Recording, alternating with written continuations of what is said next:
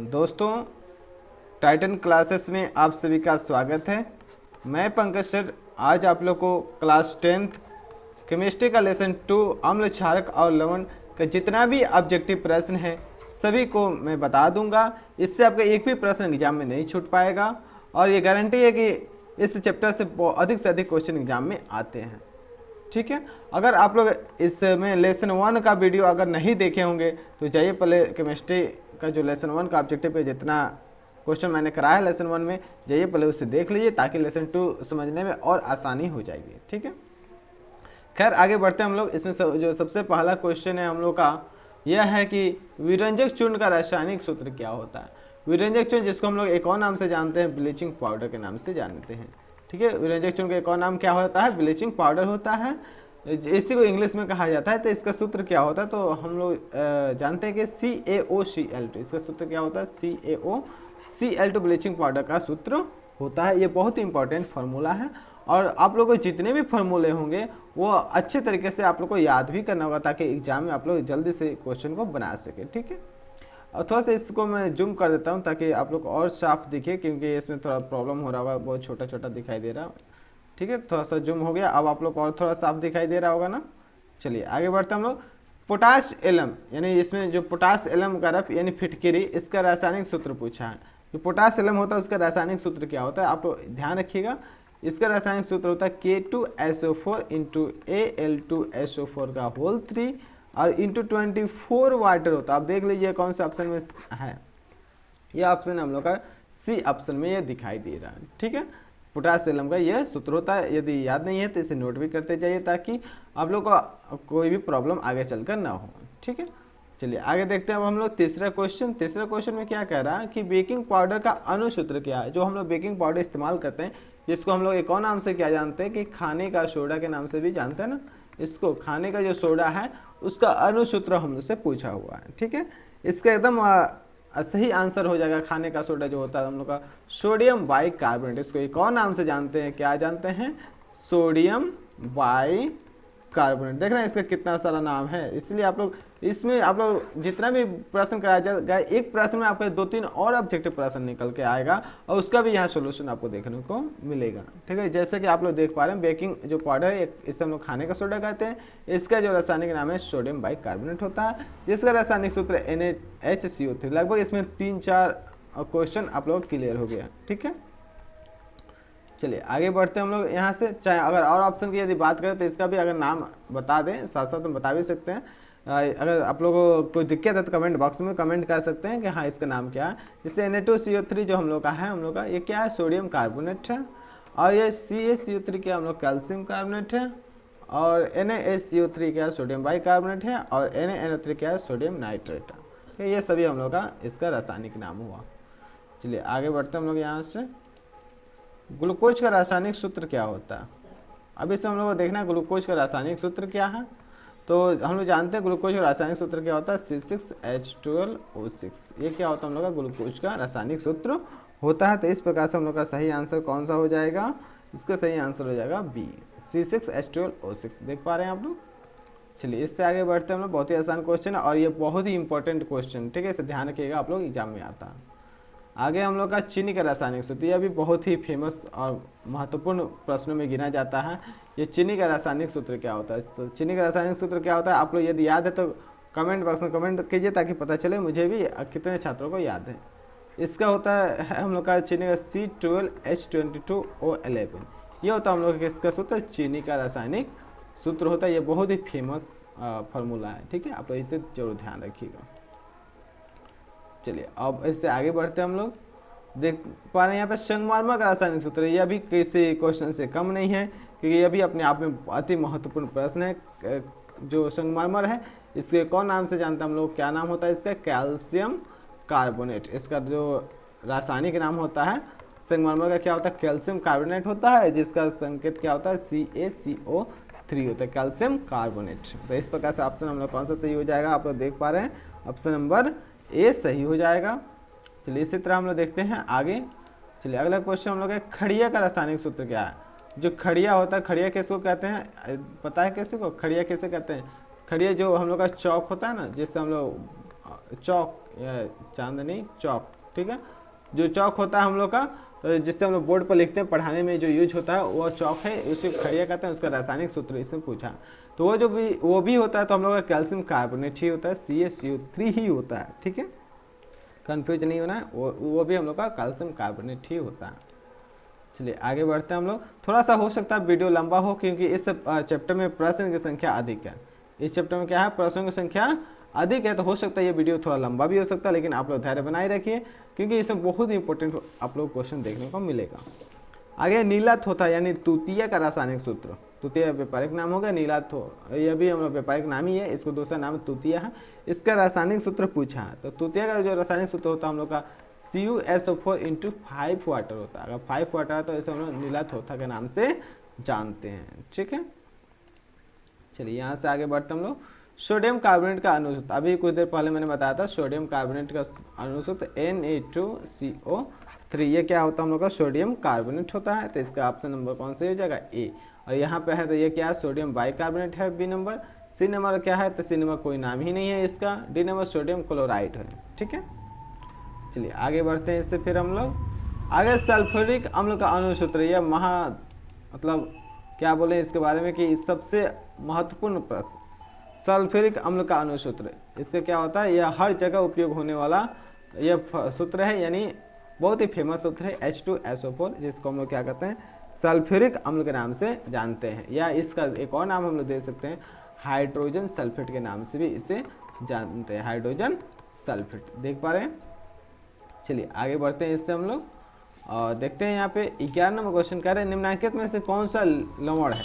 इसमें से बताना हम लोग का कौन सा लवण है, यानी एक होता है ना हम लोग का अम्ल होता है, क्षार होता है और लवण होता है।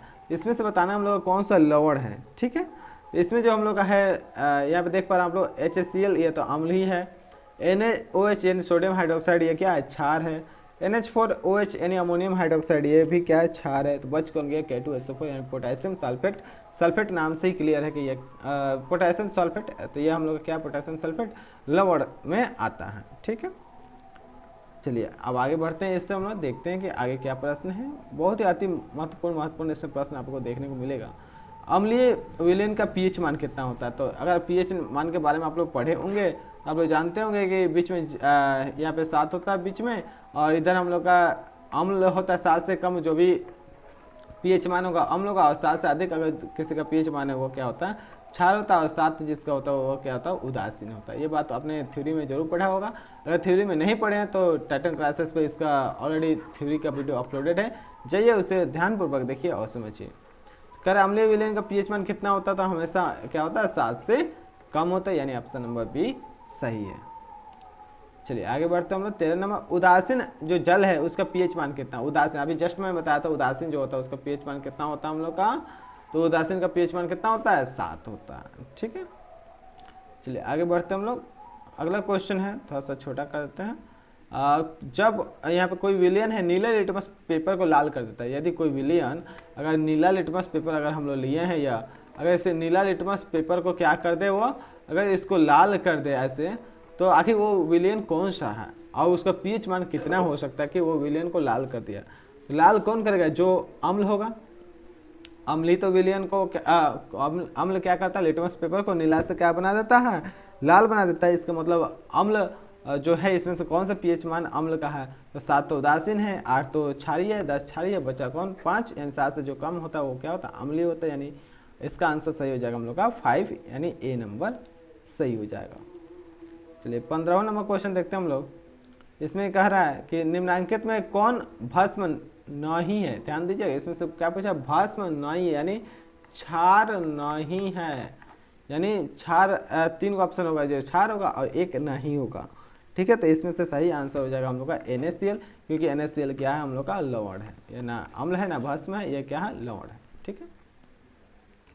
चलिए अगला क्वेश्चन देखते हैं अब हम लोग। इनमें से पूछा है कि कौन एक लवण है, ध्यान दीजिए इस क्वेश्चन में पूछ ही दिया कि इनमें से कौन एक लवण है, जिसमें से बताना हम लोग का लवण का काम कौन करता है इसमें से। तो NaCl के बारे में अभी मैंने बताया था, NaCl क्या है, सोडियम क्लोराइड। इसका पूरा नाम क्या होता है, सोडियम क्लोराइड। इसका पूरा नाम क्या होता है, NaCl का सोडियम क्लोराइड। HCl का हाइड्रोक्लोरिक अम्ल है। NaOH का सोडियम हाइड्रोक्साइड है। KOH क्या है, पोटेशियम हाइड्रोक्साइड है। ठीक है, चलिए आगे बढ़ते हैं। यहाँ से हम लोग 17 नंबर क्वेश्चन है, निम्नलिखित में से कौन प्रबल भस्म है। प्रबल भस्म के बारे में इसमें बात किया कि कौन प्रबल भस्म है। तो हम लोग जो NaOH होता है यह क्या प्रबल भस्म होता है, इसका pH मान अन्य की तुलना में क्या होता है, अधिक होता है, इसलिए यह क्या प्रबल भस्म में गिनती होता है। ठीक है, आगे बढ़ते हैं। इनमें से कौन अम्ल नहीं है। अम्ल नहीं है का इसका मतलब क्या समझे कि 3 को तो अम्ल होगा और एक कोई अम्ल इसमें से नहीं होगा, अब उसी को बताना है कि इसमें से कौन अम्ल नहीं है। ठीक है, इसमें ऑप्शन क्या है कि HCl, HNO3, H2SO4 और KOH, इसमें से कौन सा अम्ल नहीं है। तो हम लोग जानते हैं सल्फ्यूरिक एसिड अम्ल तो है ही, ये नाइट्रिक वाला है ही, और HCl तो हाइड्रोक्लोरिक अम्ल है ही। इसी तो इस प्रकार से बच गया कौन हम लोग का KOH, यानी KOH क्या है, यह अम्ल नहीं है बल्कि यह क्या है, क्षार है। ठीक है, तो ऑप्शन कौन सही हो जाएगा, KOH। ठीक है, चलिए आगे बढ़ते हम लोग। इसमें निम्नांकित यौगिकों में कौन अम्ल है, इसमें से बताना है कि निम्न में से कौन अम्ल है। तो इसमें एक ही अम्ल दिख रहा है H2SO4 यानी सल्फ्यूरिक अम्ल, एक तो दिख ही रहा, बाकी तो यह क्यूप्रस ऑक्साइड है, यह सोडियम ऑक्साइड है, यह कैल्शियम हाइड्रोक्साइड है। तो हम लोग का ऑप्शन कौन सा सही है, सल्फ्यूरिक एसिड यानी H2SO4। चलिए 20 नंबर क्वेश्चन पे आते हैं हम लोग। दूध से दही बनाने के लिए निम्नलिखित में से कौन सी क्रिया होती है। अगर दूध से हमको दही बनाना है तो इसमें से कौन सी क्रिया के द्वारा दूध से दही बनता है। तो हम जानते हैं यह क्या होता है, किण्वन जो प्रक्रिया होती है उसी के द्वारा दूध से दही बनता है। ठीक है, ये प्रक्रिया के द्वारा हम लोग क्या करते हैं, दूध से दही बनाने की प्रक्रिया को अपनाते हैं। चलिए अगला क्वेश्चन क्या कह रहा है कि सोडियम कार्बोनेट का जलीय घोल मिथाइल ऑरेंज के घोल को मिलाने पर घोल का रंग परिवर्तित हो जाता और कैसा हो जाता हो। तो परिवर्तित होकर के कैसा होता था, इसका आंसर क्या होता है, इसे याद रखिएगा आप लोग। इसका रंग परिवर्तित होकर क्या हो जाता है, पीला हो जाता है। ठीक है, इसका रंग कैसा हो जाता है, परिवर्तित होकर पीला। पीला कलर देखे ना आप लोग, ये ऐसा रंग ये क्या होता है, पीला हो जाता है। जब हम लोग सोडियम कार्बोनेट के जलीय घोल को मिथाइल ऑरेंज का घोल मिला देते हैं तो घोल का रंग चेंज होकर कैसा रंग हो जाता है, यह पीला कलर का हो जाता है। चलिए आगे बढ़ते हम लोग। लिटमस जो विलयन है बैगनी रंजक का होता है, जो निम्न में से किससे निकाला जाता है। जो लिटमस पेपर है हम लोग का वो किस रंग का होता है, इसमें बता रहा है कि जो लिटमस पेपर होता है वो बैगनी रंग का होता है, ऐसा बैगनी रंग का होता है। आखिर ये जो बैगनी रंग का लिटमस पेपर होता है आखिर किस पौधा से निकाला जाता है, उसी के बारे में पूछा। यह हम लोग का होता है लाइकेन नामक एक पौधा पाया जाता है। ये पौधा की एक प्रजाति है जहाँ से हम लोग लिटमस पेपर प्राप्त करते हैं। ठीक है, चलिए आगे बढ़ते हैं। इससे हम लोग किसी कोलाइडी विलयन में निलंबित कणों से प्रकाश के प्रकीर्णन को क्या कहा जाता है। यदि कोलाइडी विलयन में निलंबित यदि कण है तो उसमें प्रकाश के प्रकीर्णन को हम लोग क्या कहते हैं। तो उस प्रकार का जो प्रकाश का प्रकीर्णन होता है उसे हम लोग किस नाम से जानते हैं, तो टिंडल प्रभाव के नाम से जानते हैं। हम लोग किस नाम से जानते हैं, तो टिंडल प्रभाव के नाम से जानते हैं। इसे आप लोग ध्यान रखिएगा। चलिए आगे बढ़ते हैं हम लोग। इससे शुद्ध जल का पीएच मान कितना होता है। शुद्ध जल का बताइए तो छात्र इसका तो आप लोग कमेंट करके कमेंट बॉक्स में बताइए शुद्ध जल का पीएच मान कितना होता है। ये बहुत आसान क्वेश्चन और एग्जाम में हमेशा पूछता है। तो शुद्ध जल का पीएच मान कितना होता है, फाइनली आंसर हो जाएगा इसका 7। ठीक है, 25 नंबर क्वेश्चन है हम लोग का। निम्नांकित विलयनों में कौन सबसे अधिक अम्लीय, इसमें सबसे अधिक अम्लीय कौन है। जिसका पीएच मान जितना कम होगा वो उतना ही अम्लीय होता है, यानी पीएच मान जिसका 1 है वो सबसे ज़्यादा अम्लीय होगा। ठीक है, चलिए आगे बढ़ते हैं हम लोग यहाँ से। नेक्स्ट क्वेश्चन है, हमारा शरीर पीएच मान किस परिसर में सही तरीके से कार्य करता है। हमारा जो शरीर का पीएच मान है अगर कितना के रेंज में रहे तो वो प्रॉपर बहुत बढ़िया से हम लोग का वर्क करेगा। तो हमारे शरीर का पीएच मान 7.0 से 7.8 यानी लगभग हल्का सा क्षारीय और उदासीन के पास होना चाहिए। तो हमारा शरीर मतलब अच्छे से वर्क करता है। ठीक है, 27 नंबर क्वेश्चन कह रहा है इसमें कि अम्ल वर्षा कहलाने के लिए यह आवश्यक है कि वर्षा जल का जो पीएच मान है ये कितना होना चाहिए। तो पीएच मान यानी अम्ल, अगर अम्ल का कैटेगरी में होगा तभी तो अम्लीय वर्षा होगा। तो वर्षा के जल का पीएच मान यानी 7 से कम होना चाहिए। तो इसमें केवल 7 से कम होने से वो अम्लीय नहीं होगा, बल्कि अगर 5.6 से कम होगा तो वो थोड़ा अधिक अम्लीय होगा और वो खतरनाक वर्षा होता है, अम्लीय वर्षा के नाम से उसे जानते हैं। यानी 5.6 से यदि कम हो जाएगा तो उस प्रकार के जो पानी जो बादल से आते हैं तो उसे हम लोग कहते हैं कि यह अम्लीय वर्षा हो रही है। ठीक है, क्लियर हो गया कंसेप्ट। हाँ, तो 28 नंबर क्वेश्चन, निम्नलिखित में से कौन हाइड्रोनियम आयन है? इसमें बताना हम लोग को कौन हाइड्रोनियम आयन है। ठीक है, तो हाइड्रोनियम आयन कौन सा होता है? तो H3O+, ये जो हम लोग का ऑप्शन है। जैसे आप लोग नॉर्मल H2O कहते हैं, H2O क्या कहते हैं? जल कहते हैं। अगर H3O हो गया प्लस, यानी ये क्या हाइड्रोनियम आयन के नाम से इसे जानते हैं। ठीक है, 29 नंबर क्वेश्चन है, हमारा शरीर का पीएच मान किसके परास के बीच कार्य करता है? जस्ट अभी मैंने समझाया था कि हमारे शरीर का जो पीएच मान है वो किसके बीच में कार्य करता है, ये पूछा है। यहाँ पे तो मैंने 7 से 7.8 बोला था, वहाँ पे ध्यान दीजिएगा आप लोग क्वेश्चन पे, क्वेश्चन क्या कह रहा है उसमें। इसमें क्वेश्चन क्या था कि हमारे शरीर का पीएच मान किस परसेंट में सही तरीके से कार्य करता था। यहाँ पे यही ऑप्शन था 7 से 7.8, बाकी से ये अम्लीय था, ये क्या था हम लोग क्षारीय था। लेकिन अब यहाँ जो हम लोग बात कर पा रहे हैं, यहाँ पे हम लोग देख पा रहे हैं कि जो हमारे शरीर यह पीएच मान कितने के परास में कार्य करता है, हमारे जो शरीर पीएच के कितने परास में कार्य करता है।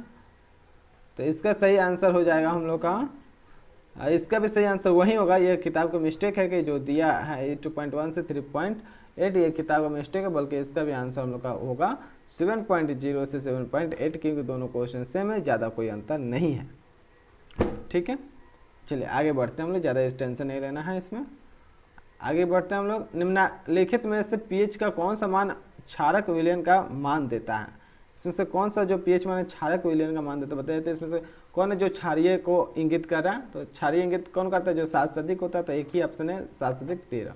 ठीक है, आप लोग कंफ्यूज ना होइएगा, क्योंकि बुक में भी बहुत सारा आंसर गलत छप जाता है, मिस्टेक हो जाता है, इससे उसे कंफ्यूज नहीं होना आप लोग को। ठीक है, अगला क्वेश्चन है कि कोई विलयन लाल लिटमस को नीला कर देता है तो उसका पीएच मान कितना होता है? अगर लाल से वो क्या कर दिया, उसको नीला कर दिया। पहले लिटमस पेपर कैसा था?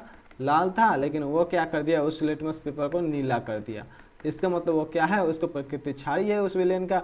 अब क्षारीय किसका होता है? तो जिसका पीएच मान 7 से अधिक होता है। इस तरह से ऑप्शन कौन सा सही हो जाएगा हम लोग का? ऑप्शन नंबर डी सही हो जाएगा। ठीक है, चलिए अगला क्वेश्चन देखते हैं हम लोग। निम्नलिखित में कौन अम्लीय ऑक्साइड है? अभी ये क्वेश्चन क्या हम लोग का, निम्नलिखित में से कौन अम्लीय ऑक्साइड है? तो अम्लीय ऑक्साइड कौन सा होता है? तो जिसमें अम्ल की मात्रा होगी तो उसे अम्लीय ऑक्साइड कहते हैं। और इसमें सबसे फेमस है सल्फर डाई ऑक्साइड यानी SO2, ये सबसे अधिक अम्लीय ऑक्साइड होता है। ठीक है, चलिए 33 नंबर क्वेश्चन है, सोडियम सल्फेट का जलीय विलयन कैसा होता है? सोडियम सल्फेट यदि हम लोग लेते हैं उसका जलीय विलयन कैसा होगा? नहीं, सोडियम सल्फेट का सूत्र क्या हो जाएगा?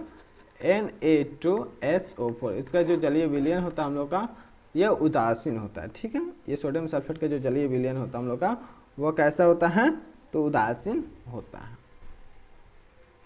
34 नंबर क्वेश्चन है, आर्सेनियस अम्ल जलीय विलयन में क्या होता है? आर्सेनियस जो अम्ल है जलीय विलयन में क्या होता है? तो इसमें होता ये है, आर्सेनियस अम्ल है ना, यहाँ पे ध्यान दीजिए। यहाँ पे क्वेश्चन क्या है, ये बता रहा है कि अम्ल, तो अम्ल किसे कहते हैं? अगर हम डेफिनेशन पूछे कि अम्ल किसे कहते हैं, तो बहुत सारे छात्रों का यही आंसर आएगा, जो स्वाद में खट्टा होता है उससे अम्ल कहते हैं।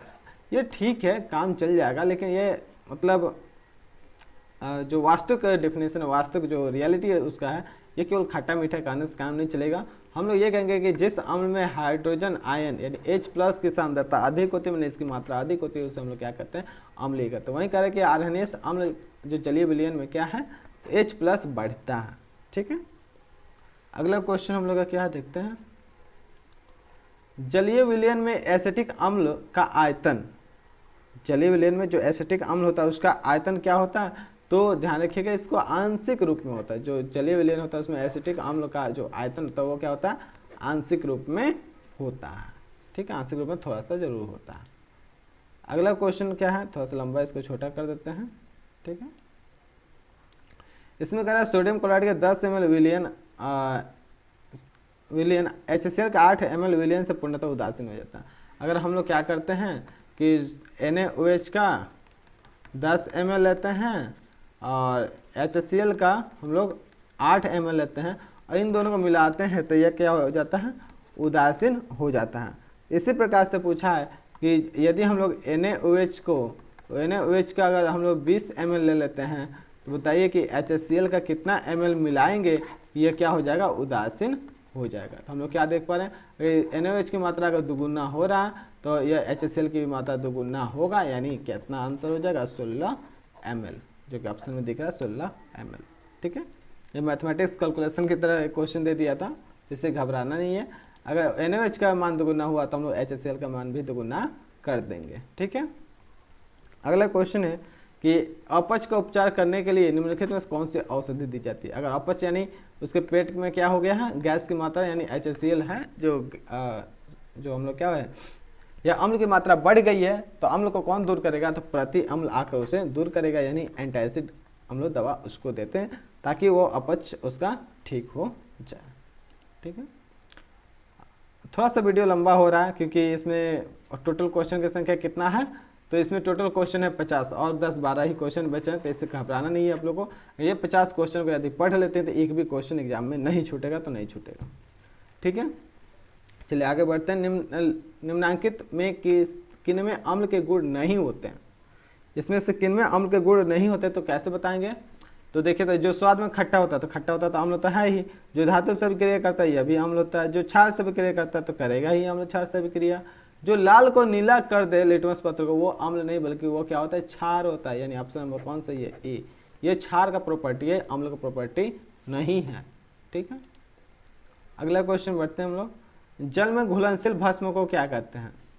जल में घुलनशील भस्म को हम लोग क्या कहते हैं, अगर कोई भस्म है अगर जल में घुल गया तो उसको हम लोग क्या कहते हैं, तो उसे ही हम लोग क्षार कहते हैं। अगर कोई भस्म है जल में अगर इसको घुला देते हैं तो उसके बाद यह क्या बन जाता है, क्षार बन जाता है। ठीक है, अगला क्वेश्चन 40 नंबर। कार्बन डाइऑक्साइड जल से विक्रिया करके क्या बनाता है। अगर कार्बन डाइऑक्साइड है, अगर जल के साथ इसको मिला दें हम लोग तो ये क्या बनाएगा, तो ये क्या बनाएगा H2CO3, यानी इसका नाम क्या होता है, कार्बोनिक अम्ल होता है, यानी ये क्या बनाएगा, कार्बोनिक अम्ल का निर्माण करेगा। कैसे बना, रिएक्शन बना के भी मैंने दिखा दिया। ठीक है, चलिए इससे आगे बढ़ते हैं हम लोग। अब आगे है हम लोग का क्वेश्चन, निम्नलिखित में से किस विलयन का उपयोग दीवारों पर सफेदी करने के लिए किया जाता है। किस विलयन का उपयोग हम लोग दीवारों पर सफेदी करने के लिए करते हैं, तो आप लोग पता होगा कि जब हम लोग क्या करते हैं, कैल्शियम ऑक्साइड को जब हम लोग जल में डालते हैं तो क्या प्राप्त होता है हम लोग का, कैल्शियम हाइड्रोक्साइड प्राप्त होता है, यानी CaOH का होल 2, यानी कैल्शियम हाइड्रोक्साइड का उपयोग हम लोग कहाँ करते हैं, दीवारों पर सफेदी के रूप में करते हैं। ठीक है, 42 नंबर क्वेश्चन कह रहा है कि कोई विलयन नीले लिटमस पत्र को लाल कर देता है।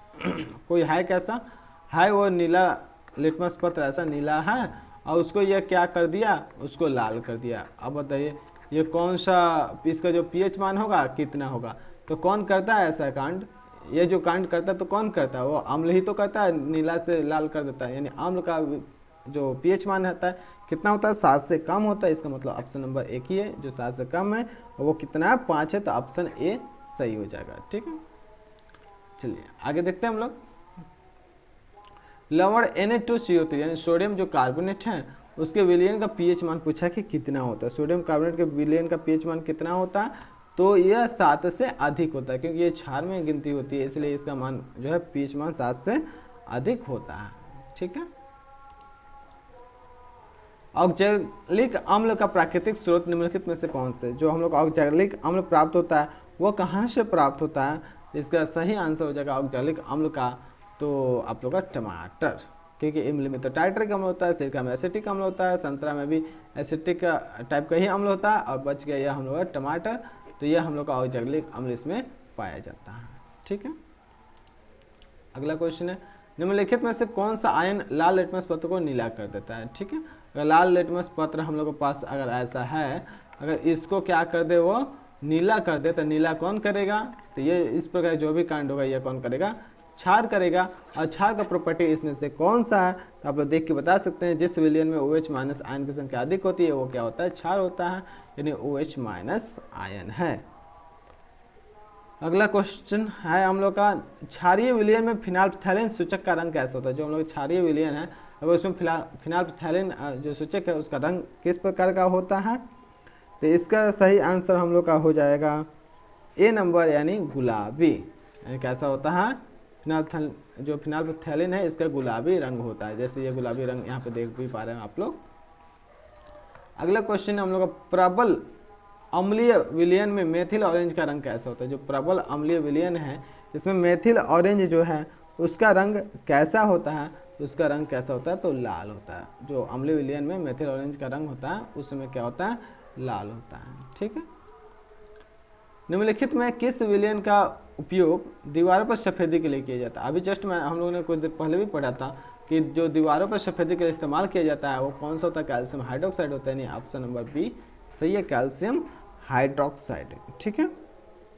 अगला क्वेश्चन है Na2CO3 का जलीय विलयन का पीएच मान कितना होता है? सोडियम जो कार्बोनेट है उसका जलीय विलयन का पीएच मान, अभी ये भी रिपीटेड क्वेश्चन है, यानी 7 से अधिक होता है। ठीक है।